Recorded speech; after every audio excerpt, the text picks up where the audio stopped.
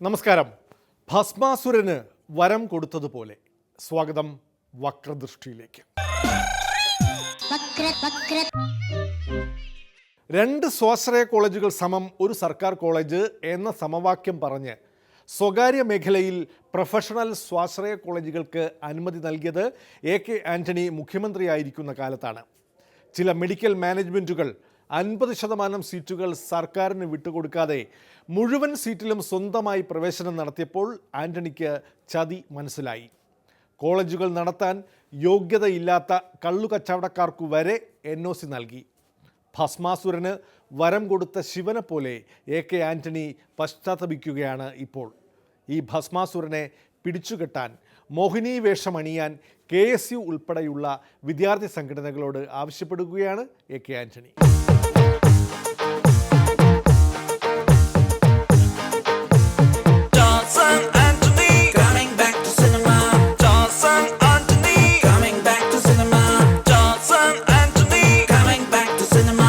എനിക്കിപ്പോൾ തോന്നുന്നു അന്ന് KSU തുടങ്ങിയ കാലത്തേക്കാൾ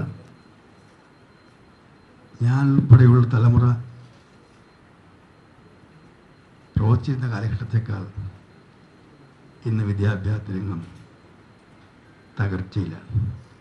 തനി കച്ചവട മേഖലയായി മാറിക്കഴിഞ്ഞു. തനി കച്ചവടം.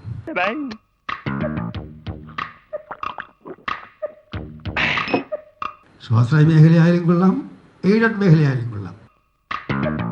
എവിടെയോ എന്തോ ഒരു തകരാറ് പോലെ അഴിമതിയുടെ കൂത്തരങ്ങായിട്ട് മാറിയിരിക്കുകയാണ്. വിജിലൻസ് ഡിപ്പാർട്ട്മെൻറ്റിൻ്റെ അഴിമതി വിരുദ്ധ പ്രവർത്തനം ആരംഭിക്കേണ്ടത് എൻ്റെ അഭിപ്രായത്തിൽ വിദ്യാഭ്യാസ മേഖലയാണ്. അവിടെ തുടങ്ങണം. ഇപ്പോൾ ക്ലാസ് മുറിയിൽ 1-ാം ക്ലാസ്സിൽ അഡ്മിഷൻ കൊടുക്കുന്നത് കൊടുക്കണം. സ്കൂൾ അഡ്മിഷനെ, കോളേജ് അഡ്മിഷനെ, പ്യൂൺ നിയമത്തിന് മുതൽ അധ്യാപക നിയമത്തിന് വരെ പോകാം. ഇത് കണ്ട് വളർന്നു വരുന്ന വിദ്യാർത്ഥി നാളെ എങ്ങനെ അഴിമതിക്കെതിരായി സമരം ചെയ്യും?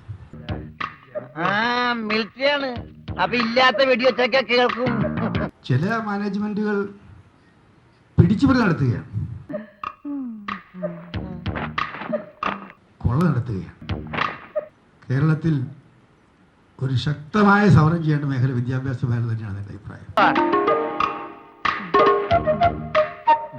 വിദ്യാഭ്യാസ മേഖല നടപാടുന്ന അഴിമതിക്കെതിരായി, സ്വജനപക്ഷപാതത്തിനെതിരായി സമരം ചെയ്യാൻ ഇന്നത്തെ തലമുറയ്ക്ക് ബാധ്യതയുണ്ട്. ഇന്നത്തെ KSUക്കാർക്ക് ബാധ്യതയുണ്ട്, യൂത്ത് കോൺഗ്രസ്സുകാർക്ക് ബാധ്യതയുണ്ട്, മറ്റ് വിദ്യാഭ്യാസ സംഘടനകൾക്ക് ബാധ്യതയുണ്ട്.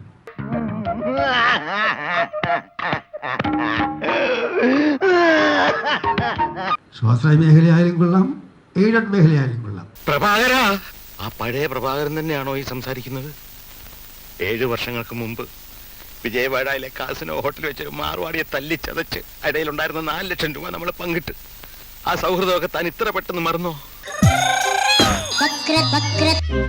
നോട്ട് നിരോധനത്തെക്കുറിച്ച് മോഹൻലാലും MT വാസുദേവൻ നായരും അഭിപ്രായം പറഞ്ഞപ്പോൾ ഇരുവർക്കുമെതിരെ വിമർശനം ഉയർന്നു. മോഹൻലാലിൻ്റെ അഭിപ്രായ പ്രകടനത്തിലുള്ള സ്വാതന്ത്ര്യത്തെ പക്ഷേ ഉത്തരവാദപ്പെട്ട രാഷ്ട്രീയ നേതാക്കൾ ആരും ചോദ്യം ചെയ്തില്ല. MDയെ പക്ഷേ BJP ജനറൽ സെക്രട്ടറി ഭർസിക്കുക തന്നെ ചെയ്തു. സമൂഹ മാധ്യമങ്ങളിൽ ഇരുവർക്കുമെതിരെ ചേരി തിരിഞ്ഞ് ചെളിവാരി എറിയലും നടന്നു. BJPക്കാർ ധനമന്ത്രി തോമസ് ഐസക്കിനെ മാതൃകയാക്കാവുന്നതാണ്. മോഹൻലാലിനെതിരെ ഉയർന്ന വ്യക്തിപരമായ വിമർശനങ്ങളെ തള്ളിപ്പറയുകയാണ് ഐസക്. അപ്പുറത്ത് MDയുടെ രക്ഷയ്ക്കെത്തിയ CK പത്മനാഭന് പാർട്ടിയിൽ പിന്തുണ കിട്ടിയതുമില്ല.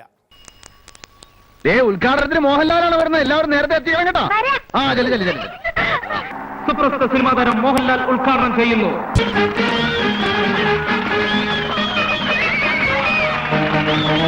ശ്രീ മോഹൻലാൽ ഉടനെ തന്നെ ഇവിടെ എത്തുന്നതാണ്. നിങ്ങളിൽ പലരും മോഹൻലാൽ വരുമോ ഇല്ലയോ എന്ന് സംശയിക്കുന്നുണ്ടാവും. പക്ഷേ മോഹൻലാൽ വരും. വരില്ലേ? വരും.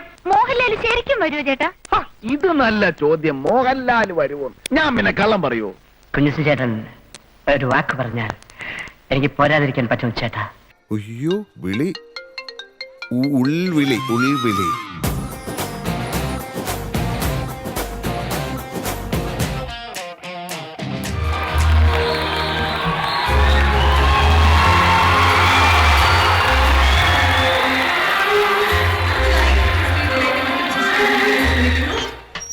വന്നു അല്ലേ ഊരി തണ്ടി മോഹൻലാൽ തൻ്റെ നിലപാടുകൾ തൻ്റെ ബ്ലോഗിൽ തൻ്റേതായ രീതിയിൽ എഴുതി അവതരിപ്പിക്കുന്ന ഒരാളാണ്. എന്നാൽ സമീപകാലത്ത് നോട്ട് റദ്ദാക്കൽ പോലുള്ള ചില കാര്യങ്ങളെടുത്ത നിലപാട് വ്യത്യസ്തമായ അഭിപ്രായങ്ങളുണ്ടാവും. എനിക്കും വ്യത്യസ്തമായ അഭിപ്രായമുണ്ട്. പക്ഷേ ബഹുമാന പുരസ്സരം വ്യത്യസ്തതയെ നിലനിർത്തുന്ന ജനാധിപത്യ രീതിക്ക് പകരം ചെളിവാരി എരിയുന്നതിനും അപഹസിക്കുന്നതിനുമെല്ലാം ഉപയോഗപ്പെടുത്തിയത് വളരെ വളരെ ഖേദകരമായി.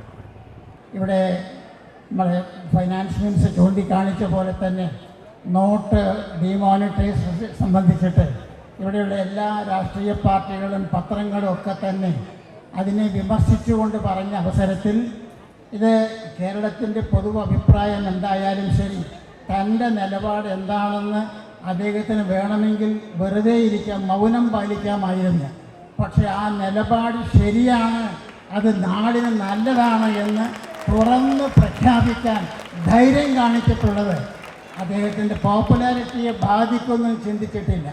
അദ്ദേഹം ആ ഒരു ധൈര്യം കാണിച്ചു എന്നുള്ളതിന് അനുമോദനം അർഹിക്കുന്നു. ഏതായാലും ഏറ്റവും അവസാനത്തെ ബ്ലോഗിൽ മോഹൻലാൽ എഴുതിയത് ഞാൻ വായിച്ചിട്ട് അവസാനിപ്പിക്കും. എനിക്കോണോ അദ്ദേഹത്തിൻ്റെ ആലോചിച്ചുറച്ചൊരു നിലപാട് തന്നെയാണ്. പല വിഷയങ്ങളും ഞാൻ അഭിപ്രായം പറഞ്ഞിട്ടുണ്ട്.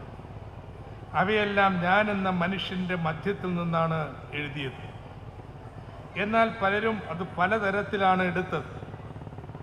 ഞാൻ എന്ന മനുഷ്യൻ എപ്പോഴും നടുവിലാണ് നിൽക്കുന്നത്, എങ്ങോട്ടും ചായ്വുകളില്ലാതെ.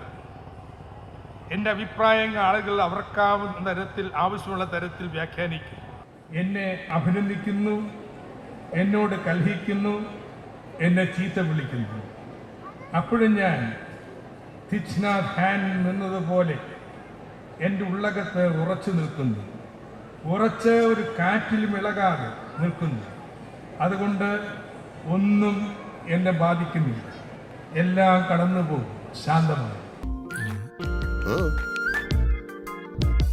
അച്ചായ, ഇന്നു മുതൽ നിങ്ങൾ ഈ കാര്യത്തിൽ ഒരു സ്കൂളല്ല. സ്കൂളല്ല, ഒരു സർവകലാശാലയാണ്. ഓഹോ, ആ സർവകലാശാലയുടെ ഗേറ്റിൽ വെറുതെ വായി നോക്കി നിൽക്കുന്ന ഒരു വേസ്റ്റ് ജന്മം മാത്രമാണ് ഞാൻ. ടൈം കിട്ടുമ്പോ ഞാൻ ക്ലാസ് എടുക്കാം. ഉറപ്പായും വരും. ഇവിടെ ഇതിനു മുമ്പ്